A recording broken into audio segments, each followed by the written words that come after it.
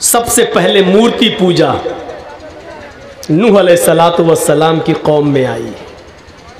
नूह अलैहिस्सलाम के इंतकाल के बाद सबसे पहले मूर्तियों की पूजा नूह की कौम में ही आई। वद, सुआ, यगूस, यऊक, नस्र, इन बुजुर्गों की उन्होंने मूर्तियां बनाकर इनको अल्लाह का सिफारिशी बनाया और कहने लगे कि मेरी दुआ अल्लाह तक लेके जाओ। इबादत होने लगी। और हिंदू धर्म भी ये कहता है कि मनु के ज़माने से हम मूर्ति पूजा करते हुए चले आ रहे हैं और हिंदू धर्म भी आज मूर्ति पूजा कर रहा है। नूह अलैहिस्सलाम की कौम में मूर्तियों की पूजा सबसे पहले आई और हिंदू धर्म भी मूर्ति की पूजा में आज भी लिप्त है। अगरचे आर्यावर्ती नहीं है, सनातन धर्मी है। एक नजरिया ये भी मिलता है, एक और वाकया ये मिलता है कि हमारे यहाँ जो चीज हजरत नूह अलैहिस्सलाम के ताल्लुक से लिखी हुई है कि नूह अलैहिस्सलाम ने 950 साल जब अपनी कौम को तबलीग की और कौम के लोग ईमान नहीं लाए तो अल्लाह ने एक अज़ाब नाजिल किया।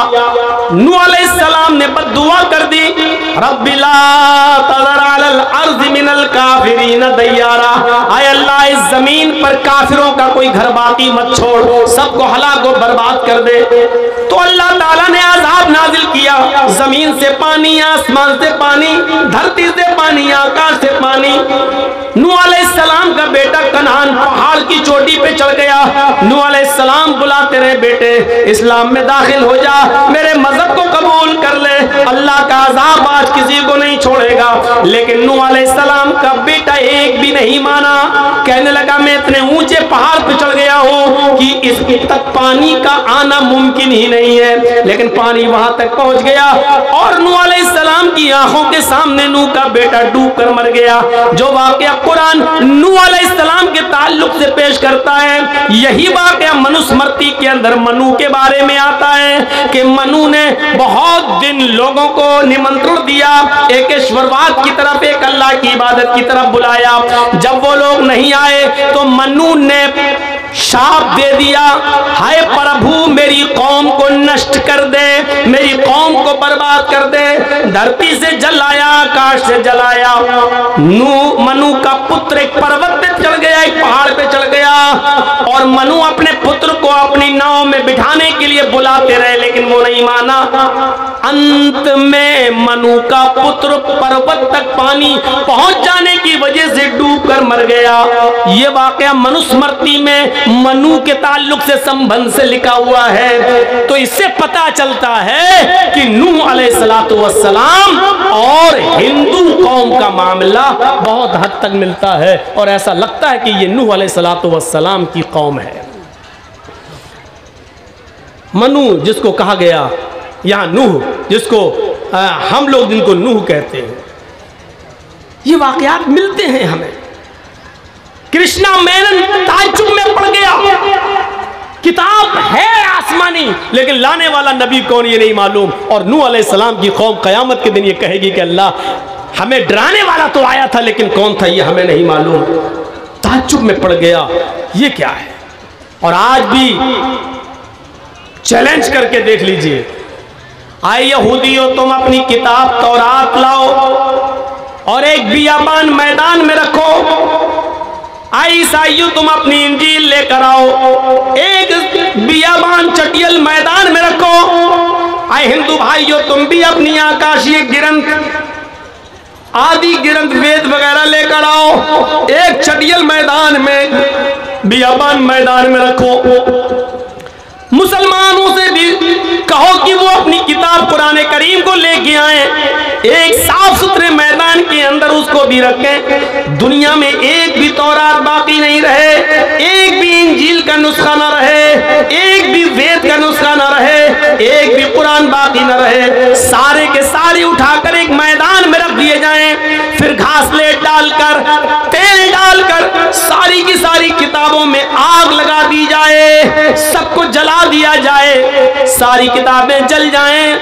अब फिर देखिए कि तौरात को जिंदा होती या नहीं, इंजील जिंदा होती या नहीं, वेद जिंदा होता या नहीं, कुरान जिंदा होता या नहीं। जो जिंदा रहे, जो जलाने के बाद भी न जले, जो मिटाने के बाद भी न मिटे, समझ लो कि वही असली धर्म है, वही असली किताब है, वही असली मजहब है, वही असली मजहब की पहचान है। ईसाइयों, मैं चैलेंज देता हूं, काबे के रब की कसम खाकर कहता हूं कि तुम्हारे इंजील जलने के बाद एक भी कोई इंजील लिखी नहीं जा सकती है।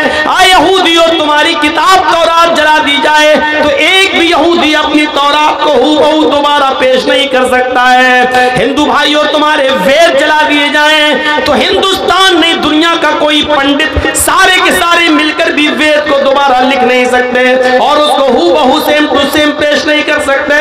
लेकिन अगर तुम चैलेंज करो कि मुसलमानों तुम अपना कुरान लेकर आओ, तो उसी मैदान में कुरान जल जाने के बावजूद भी, सारी किताब जल जाने के बावजूद भी हमारे 70 और 80 साल के बुजुर्ग नहीं, 10, 11, 12 साल का एक बच्चा अलिफ से लेकर बिस्मिल्लाह की बे से लेकर वन्नास की नासीन तक आपको हूबहू ऐसा ही कुरान सुना देगा जैसा कि तुमने चलाया है और जिसको मिटाने की कोशिश की है। मेरे भाइयों, जो चीज जलाने से न जले, मिटाने से न मिटे, वही असली होती है, उसी को असली कहा जाता है। अल्लाह रब्बुल आलमीन ने तौरात नाजिल की, लेकिन ये नहीं कहा कि मैं कयामत तक इसकी हिफाजत करूंगा।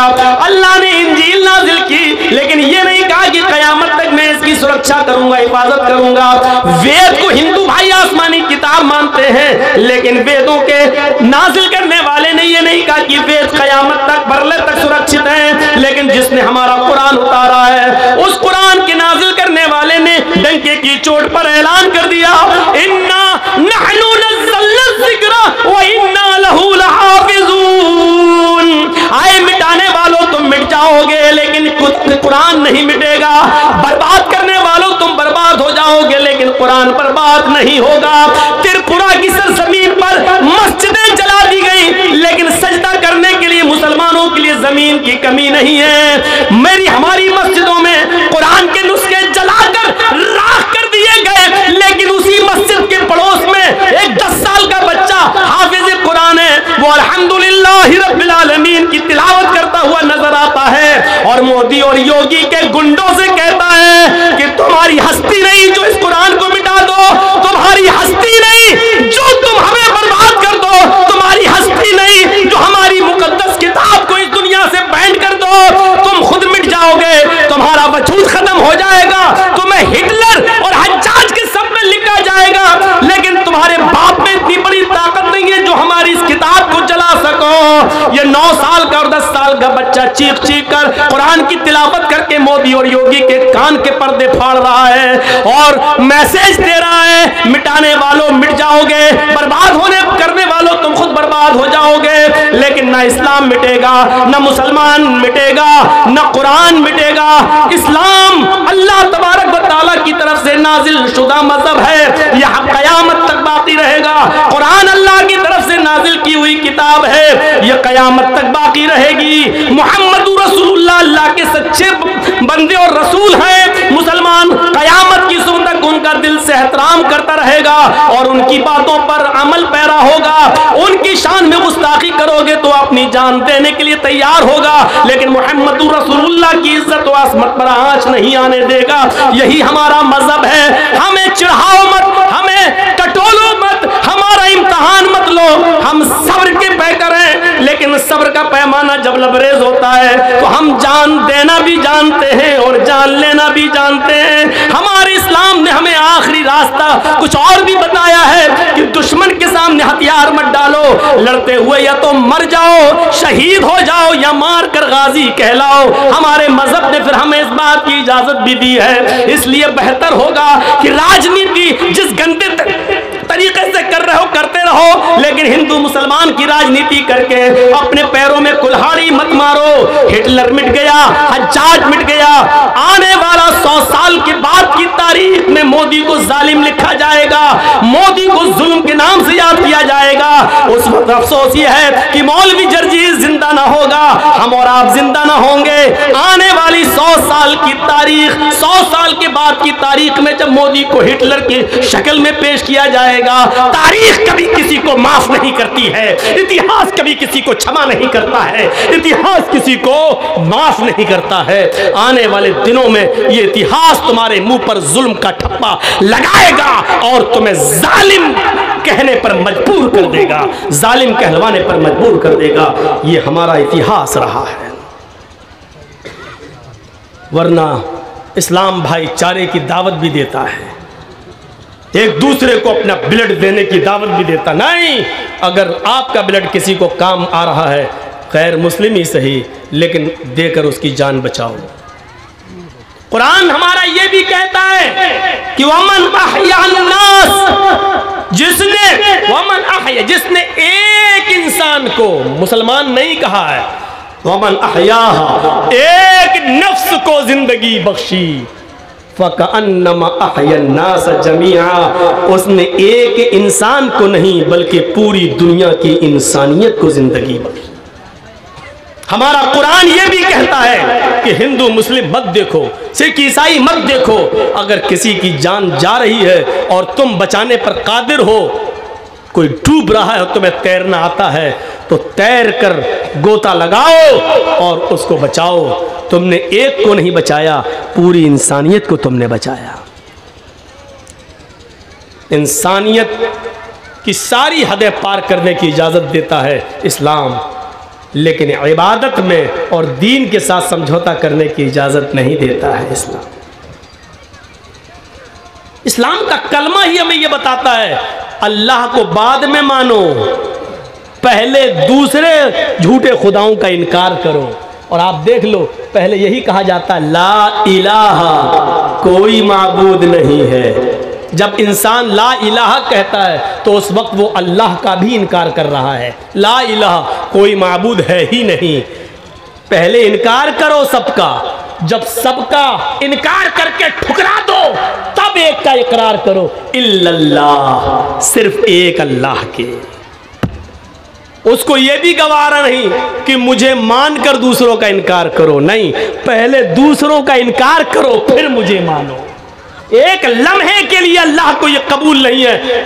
मान लो अल्लाह तू हमारा माबूद है, ये हमने मान लिया, अब कह रहे हैं और दूसरे लोगों को हम अपना माबूद नहीं मानते। लेकिन जब हमने कहा, इसका मतलब यह है कि उस वक्त तक दूसरों को मानता था, अल्लाह को मानने के बाद दूसरों का इनकार किया जा रहा है। अल्लाह को ये मंजूर नहीं है, अल्लाह को मंजूर नहीं है। अल्लाह ने कहा पहले सबका इनकार कर दो, उसमें मैं भी शामिल हूं, मेरा भी कर दो, बाद में इकरार करो ला इलाहा, नहीं है कोई माबूद, फिर कहो इल्लल्लाह, सिवाय अल्लाह के, यानी अल्लाह के अलावा कोई माबूद नहीं है। पहले इनकार करो सबका, फिर इकरार करो मेरा। यह है इस्लाम की तौहीद। अच्छा आप ही बताओ और अक्ल से सोच के बताओ, पौवा खाली वालों, कितने लोग दिल्ली में काम करते हैं और कितने बंबई में काम करते हैं? बहुत लोग हैं। आप वहाँ कमा रहे हैं, मेहनत कर रहे हैं और आपकी बीवी यहाँ रहती है।